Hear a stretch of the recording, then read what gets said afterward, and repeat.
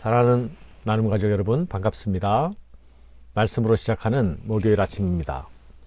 오늘 말씀에서 우리는 사람들이 자기 소견에 옳은 대로 살게 될 때에 소돔과 같은 끔찍한 땅의 모습을 재현하는 그런 슬픈 모습을 우리에게 보여줍니다. 베들레헴을 떠나서 에브라임 땅으로 행하던 레위인 일행은 저녁이 되자 일부러 이방인이 아닌 베냐민 사람들의 땅 기브아로 숙지를 택하지 않았습니까? 이것은 동족의 환대를 기대했던 것일까요? 아니면 비교적 안전한 곳을 택했던 것일까요? 베냐민 땅 기브아에서 나그네를 환대하는 사람을 만나는 것 쉽지 않았죠. 그러나 그곳에도 한 사람쯤은 나그네를 환대하는 사람이 있었습니다. 마침 밭에서 일하다가 돌아오는 한 노인, 그가 자신의 집에서 쉬게 하는 환대를 제공했지요.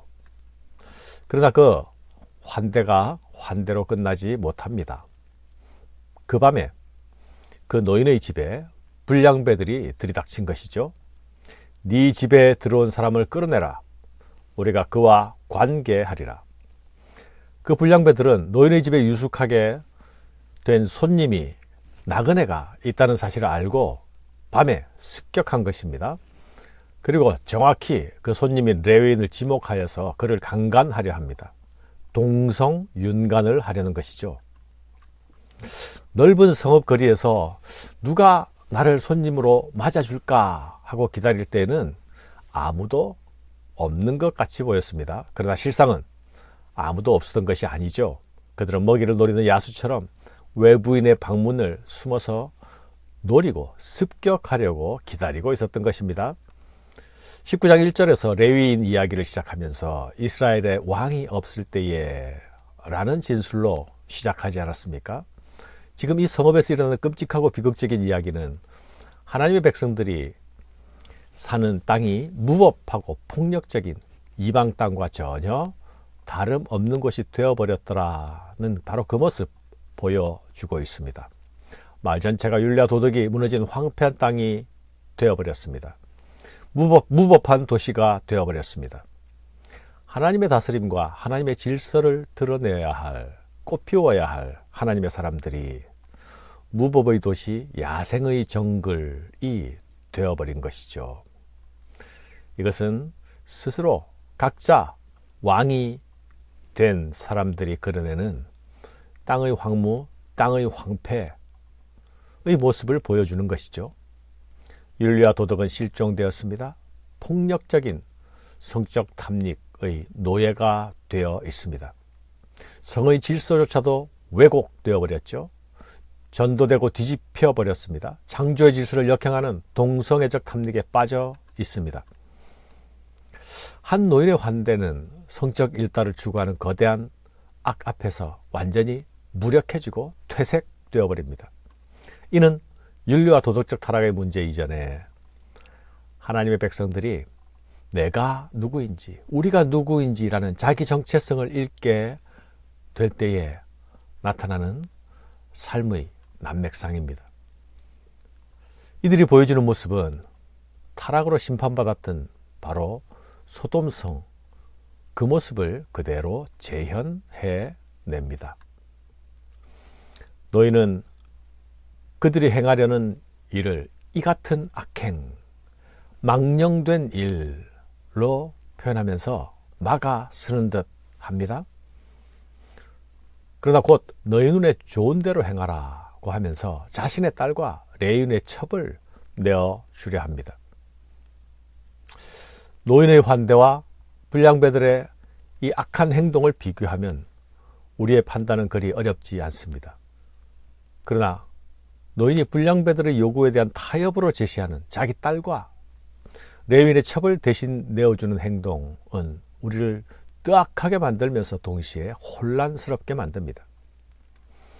나그네를 환대하는 도둑률을 지켜내려는 아름다운 마음을 가진 사람인 것 같은데 연약한 여인들, 보호받아야 할 대상이 보호의 대상이 되지 못하고 거래의 대상이 됩니다.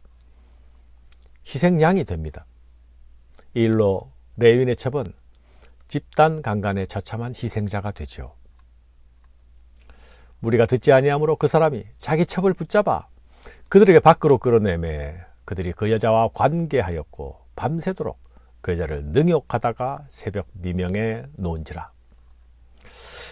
사랑하는 여러분, 무법한 폭력자, 침입자들, 그들만 불량배, 나쁜 사람, 악한 인 줄 알았습니다. 그러나 손님을 환대했던 노인, 이 사람은 힘없는 여인을 끌어내어 희생양 삼으려는 그 속에 내재되어 있던 폭력성을 가감없이 드러냅니다. 레위인은 어떻습니까? 레위인은 자신의 첩을 밖으로 끌어내지 않습니까? 여인이 끌려 나오는 것은 그 여인이 힘이 없기 때문이고 여자이기 때문입니다. 성경이 나그네와 과부를 돌보라는 말씀, 그것은 스스로 보호할 수 없는 자들, 그들을 보호해주고 그들과 더불어 살라는 말씀이 아닙니까? 그러나 이들은 스스로 보호할 수 없는 여인을, 힘없는 자를 자신들의 안위를 위해서 방패막이 삼고 있습니다. 불량배들의 무법적 폭력성과 이들의 폭력성의 경중을 따지는 일이 무의미해 보이지 않습니까? 그래서 이 말씀들은 더 머리가 아프고 더 혼란해집니다. 사랑하는 여러분, 여기서 희생된 여인의 모습이 어떠합니까? 밤새도록 무리들에게 시달리고 윤간을 당했습니다. 그리고 날이 밝자 집 문 앞까지 와서 엎드려져 있습니다. 엎드려진 그녀의 두 손이 집 문지방에 있었다라고 하죠. 거기서 그녀는 마지막 숨을 거두었습니다. 그녀가 숨을 거두기까지 사력을 다해서 만신창이가 된 자신의 몸을 끌고 온 것은 노인의 집을 향한 집념이었을까요? 아니면 남편의 보호와 돌봄에 대한 아쉬움과 원망이었을까요? 자신의 첩을 끌어내어서 무리들에게 내어준 레위인은 놀랍게도 그날 밤 잠자리에 들었습니다. 잠을 잤습니다.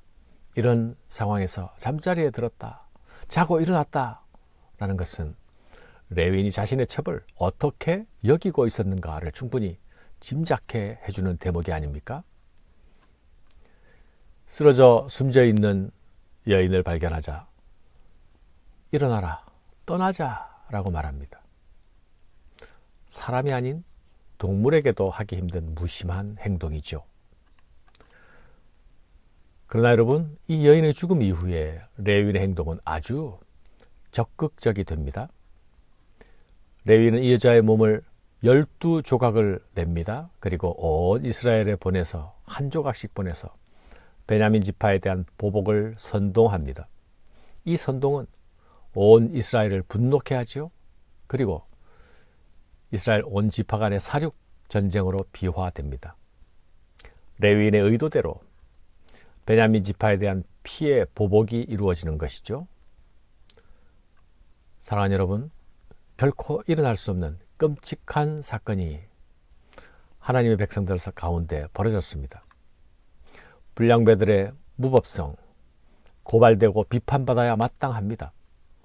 레위인은 피해자로서 이를 고발할 권리도 있고 또한 이것에 대한 응징할 책임도 있습니다. 그러나 레위인 자기 안에 있는 무자비함, 잔인함, 폭력성은 누가 고발하고 누가 응징합니까? 그는 살아서 그녀의 좋은 남편이 아니었고 죽어서도 그렇지 못했습니다. 사랑하는 여러분, 사람들이 자신의 소견에 옳은 대로 살듯이 우리 시대도 옳음을 중요하게 여기며 살고 있는 시대가 아닙니까? 각자 옳은 것을 주장합니다.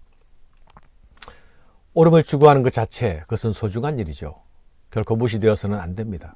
그러나 여러분, 우리가 그렇게 소중히 여기는 그 옳음, 그것을 무엇을 위해 사용하려 하는지, 사용하고 있는지 볼 수 있어야 하겠습니다. 내가 옳다는 것을 확인받기 위해서 서로 상대방을 죽이는 역사가 인류가 살아왔던 방식입니다. 그 옳음을 위하여서 칼이 필요했고, 그리고 칼을 잡고 칼을 휘둘렀습니다. 기브아 사람들은 자기 눈에 오른 대로 행했죠. 노인은 자기 체면을 위해서 여인을 희생시키는 거래를 했죠. 레위인은 자기 여인을 끌어내어 던져주었죠. 여기서 그 어느 누구도 돌봄이 필요한 가장 연약한 자, 저항할 수 없는 자, 힘없는 자를 위한, 가장 작은 자를 위한 배려나 생각이 없습니다. 이것은 하나님이 계시지 않는 자리, 하나님을 생각하지 않는 자리에서 나타나는 모습인 것입니다. 그게 바로 지옥입니다. 오늘도 우리의 하루가 하나님 안에서 시작되고 하나님의 뜻을 쫓고 이루어가는 하루가 되게 합시다. 그것이 이 땅의 지옥에 대항하는 일이고, 이 땅에서 천국을 지향하며 여기서 천국을 소유하는 일입니다. 감사합니다.